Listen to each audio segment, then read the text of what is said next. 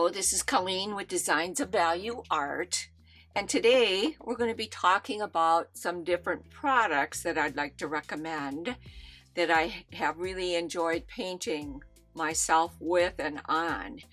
So today we're going to talk about the Derwent Inktense pencils, and this one is a 24 package kit. They make them smaller so you don't have to go quite that high. But I knew I was going to end up wanting to use that many. And what I did is, this is the way the pencils look when they come out of that tin. So you can see, it's just a normal watercolor pencil.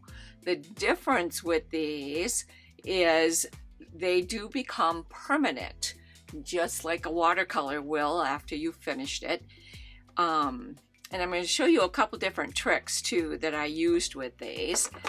I did swatch out the colors that I wanted to use because I wanted to have them right there so that I could try. I also wanted to take my damp brush and pick up that color, but it wasn't quite enough for me to pick up, no matter how much of the Inktense pencils I put on there.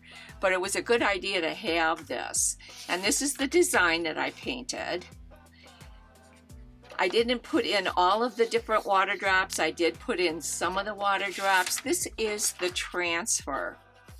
What I did, rather than putting transfer paper underneath this and then put it onto my surface, I did the Inktense pencils, and it worked out pretty well.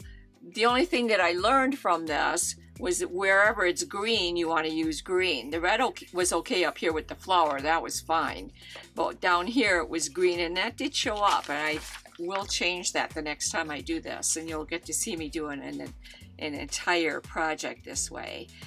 So all I did was go over the back of it with the Inktense pencils, put it down, and transferred it to my surface.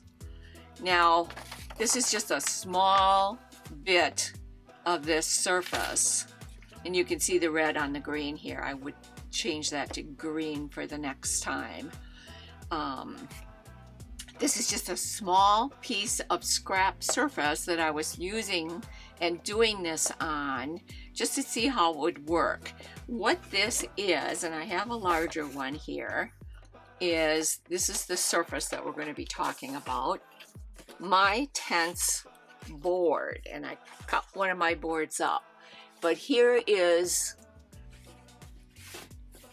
I'll turn it this way so you can read it correctly. I bought it at Hobby Lobby. This one was $5.29. This is the size that they come in, and it's a My Tense surface by Canson. Now, this comes in a 16 by 20, so I had cut this one up and was using it in that fashion. Now let me turn it over so you can see they come in many different colors. This one's a gray, this one's a beige, and they've got a lighter gray, a darker gray, got a dark green, a light green, a blue, many different colors to choose from. And if you want to cut it up like I did, you can. I kind of cut it with a pair of scissors because I didn't particularly want to bring it downstairs and use my good cutter. I just wanted to paint while I was watching football this time of the year when I get really bored, unless it's the Packers, of course.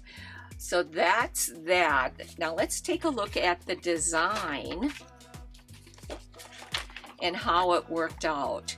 What I did was I was trying to pick up the color off of my swatching. Did not work. Not enough color for this surface, I got a feeling.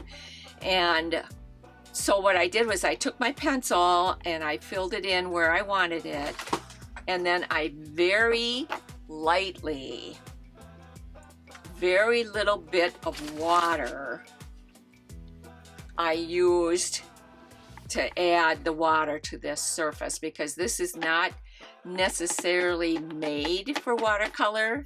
But boy, I'll tell you, it's a nice surface to paint on as long as you use a small amount of water. If you're going to be doing a huge wet into wet technique, no, I would not recommend it. Now, they say that this is absolutely permanent ink once it dries. Well, I had taken the very dark green here and I put it in my water drops. As you can see, it's not dark green on any of them anymore. Some of them I left a little bit grayish colored, which was perfect. Some of them I left a little bit darker, but it is, and that was a 24-hour time that I had put the dark gray in there, and as I looked at the design, I didn't like that. So I did remove it. It is, you are able to work with it and pick that up if you want to. Now you can see there's just a touch of white in here. The drops, there's some white here, different areas in the painting. So what I did with that, because the pencil with the Derwent wasn't quite giving me the white that I wanted. So I used my Holbein Artist watercolor paints. This one is Chinese white, and that's what I use. Winsor & Newton puts one out. You could use also the India ink white by Dr. P.H. Martins. That's a good product too. There's also a blend proof white that you could have used by the same company. So there's a lot of different whites that you could use. I happen to have had the Holbein up there when I was painting in front of the TV, getting bored with football. And this is the way it turned out. My first try on this surface with watercolors. Or watercolor pencils or whatever. The next one I'm going to do is going to be straight watercolors. So we'll do that one together and you can see me do the entire painting. But I wanted to show you these products. I'd like to recommend these products to you. They're not real expensive. And I think you'll love these Derwent pencils too, and the Intense board. Both of them are great. Well, I'll see you again next time. Check me out at patreon.com/Colleen D. Aiken, and you can see my paintings from beginning to end. Thank you so much.